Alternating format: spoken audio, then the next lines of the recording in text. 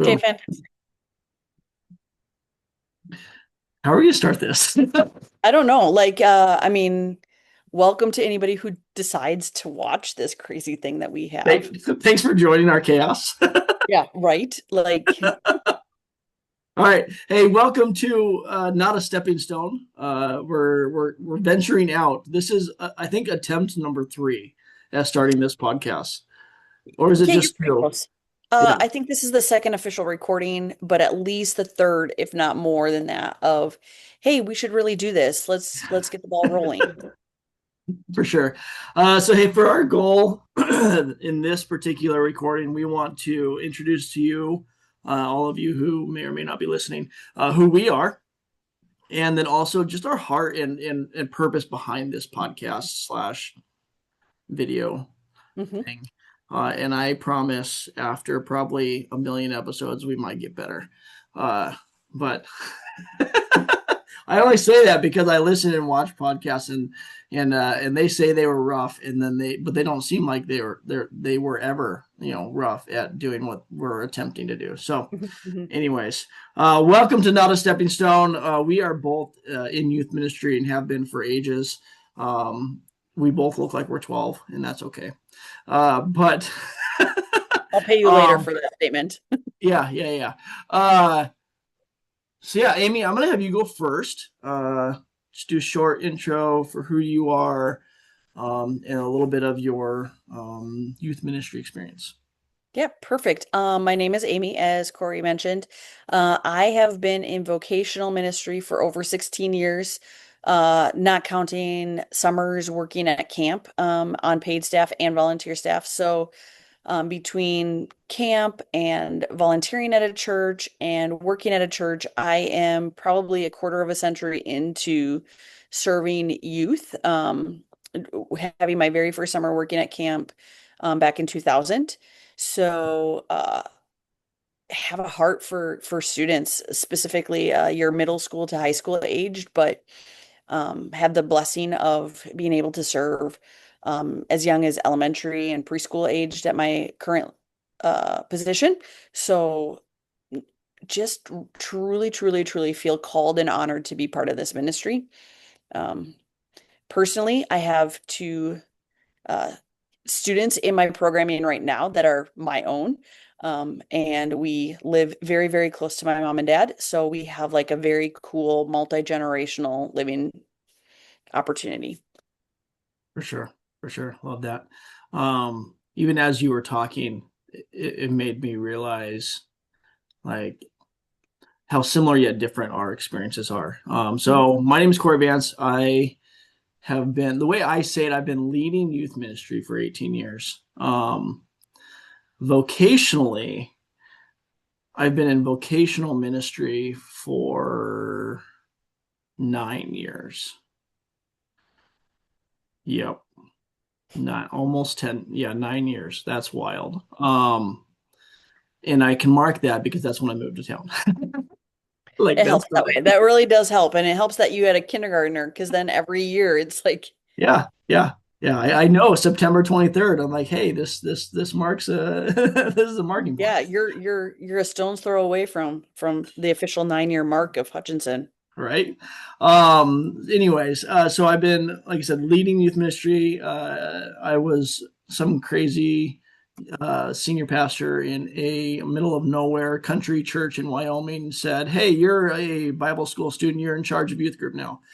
When I was 18, so that's how that kind of started. But similar to Amy, I was very involved in youth camps growing up, Bible camps. Mine was, so having grown up in small town Colorado, I mine was a very very small Bible camp. Amy, yours was Trout, right, up here in Minnesota? Yep, yep. And it Okay, was, I mean, dating myself, it was back in the day before it was the Point, Wildwoods, Timber Ridge. They were building Timber Ridge. okay, We worked pretty much in fully at the Point with some like adventure type camps, but yeah, yeah. otherwise. So to put in perspective, I mean, obviously you just rattled off three different parts of one Bible camp. Hmm. which almost function as three different camps, which is really Yes. cool. I love Trout. I've been there many, many times, as you know, and it's a cool place. The Bible camp I grew up on is like not even a quarter of the size of Just the Point. Mm. Like it is one building, and we had a creek, whatever you want to call it. I go back and forth. Um, that ran through the middle of it that was dry 99% of the time. But I remember the years we had water; those were good years. And yeah, like it was there's nothing substantially amazing about it Mhm. in terms of what the property had, especially when you compare it to bigger camps that we have out here in Minnesota. Mhm. However, even having taken students there on a mission trip to help serve and support that camp in recent years, one of the students said to me, "Corey, like I love trout, and it's amazing, but these kids are having the same amount of fun here. Mhm. You don't have to have all the big stuff." I'm like, I know, and really that is the heart of youth ministry, right, and camping ministry especially. And so I was helping in, it's kind of back to what I was supposed to be talking about, helping in at my camp, Homestead Bible Camp, Mhm. back when I was 16, and Yeah. so and I mean, I had gotten to the point of like head boys dorm leader and stuff like that too, Mhm. and Mhm. so lots of experience in camping world, and then also in leading youth group, and now in the nonprofit space of parachurch youth Mhm. ministry, and clearly is where God has called me to.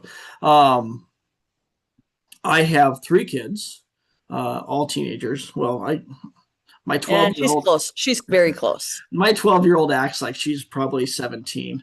And if at the time of this recording, if you think full Gen Alpha lingo, that is all she talks in. And I often ask her if she can use English. So, um, because I'm like, girl, I just can't. I don't. I need you to talk like a normal person. So, uh, yeah. So three, and then my wife Kim and I have been married for January will be 18 years. So Wow. That's yeah, awesome. that's bonkers. So anyways, yeah. So that's kind of me in a very small nutshell. And we were briefly talking before this that we're going to do kind of an individual recording Mhm. of Mhm. our own heart, more of our experience and purpose behind this podcast slash recording. I don't know what to actually. Are we just going to call it a podcast? I feel like that's just the best answer for what we're trying to do and what we're trying to convey. Yeah, But I mean, obviously, the millennial in me pictures podcasts as like audio and yeah, not yeah, video. yeah, for But I sure. know that speaking to my Gen Alpha kids, like when I say the word podcast, this is what they're envisioning is a Yep. conversation, and they're seeing the individuals, they're watching it on a variety of different outlets. Um, Hmm. and so I think I would podcasts are no, one of I our would best agree. things. Yeah, I would absolutely agree with that. And I think, as I think to my favorite podcast to listen to, I enjoy it more watching it on their YouTube Mm, channel yeah. because I get to see the person and interact with their and see their interactions and not just hear them, which did provide because there's three of so as a, I'm not well yeah well whatever but there's three of these guys on this podcast and I thought I knew who they were until I saw their faces and then I realized I had their names mixed up, but it was fine, it's cool. So anyways, I digress. Let us move forward. Amy, you give your spiel. Why are we doing this? Like, what is this podcast? What is our hope and goal of this? Yeah, I think like the biggest thing is like as both Corey and I mentioned, like our longevity serving young people, teens primarily, preteens, um, there are so many people in the world of ministry that view youth ministry as like an opportunity to gain some information, gain some influence, and then move on to Mhm. different roles and different um, spaces in the church. And those are great things. Those are wonderful things. I'm not saying anything against those that start off as youth pastors or youth ministers or that sort of thing. And then God calls them into a senior pastor role or an associate pastor role. But I truly, truly think that this could and is a calling on people's lives that um, you have an opportunity as a youth person or a youth pastor. And I'll use those interchangeably, youth person, youth pastor, youth worker, any of those, Mhm. like you have an opportunity to connect with people at some of the most integral parts of their development Yeah. in a time where they're moving out of the state safe confines of like an elementary school type setting where so much of their day and their friend group is structured between parents and teachers and school and opportunity and sports, and they're slowly moving into um, a time in their lives where they start to get to make some of those big choices. They get to Yeah. choose who they hang out with at lunch or sit by at lunch more than in elementary school. They get to Mhm. choose who they hang out with after school. They have more freedom in their ability to move around towns or um, try new activities because there's more school options, so the pricing might be a little bit easier. All of those things, like they're making Mhm. choices on a personal and social level already. And so Yeah. we have an opportunity to walk alongside them and show them who Jesus is in a time where they get to start taking ownership of that. Mhm. And I don't think that we should be taking this lightly. And it doesn't have to be just a, oh, I'll be here for a year or two. Like it can truly be a lifelong Yeah. pursuit of showing young people who Jesus is. Absolutely. Yeah, no, I'm obviously right there with you. I often refer to us as lifers. Hmm.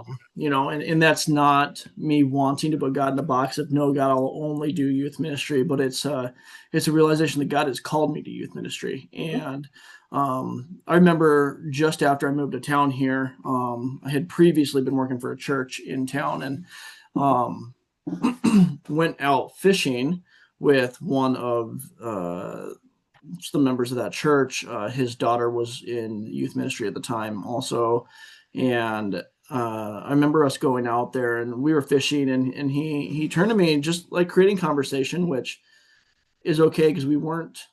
I don't think we were casting yet, so that's okay because we all know when you're fishing, it's a no conversation zone unless you're ice fishing. That's social fishing.